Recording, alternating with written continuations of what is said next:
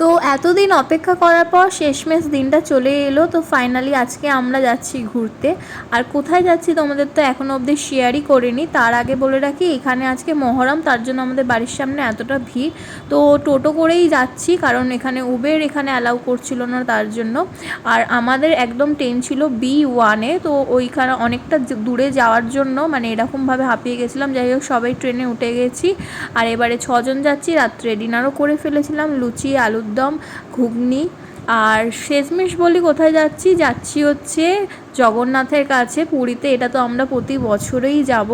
আর এখানে দাদা বিছানা করে দিচ্ছে সবাইকে। আর সকালবেলা আমরা পৌঁছেও গেছি, একটু ট্রেন লেট ছিল যদিও, কিন্তু খুব ভালো মতন পৌঁছেছি জগন্নাথ দেবের কাছে। এরপর বাবার দর্শন, ব্যাস। আর এখানে আসতেই তো সমুদ্রের দর্শন পেয়ে গেলাম, যেটা কিনা খুব ভালোভাবে মন ভালো করে দিয়েছে। আর হোটেলে কোথায় উঠেছি পরের ব্লগে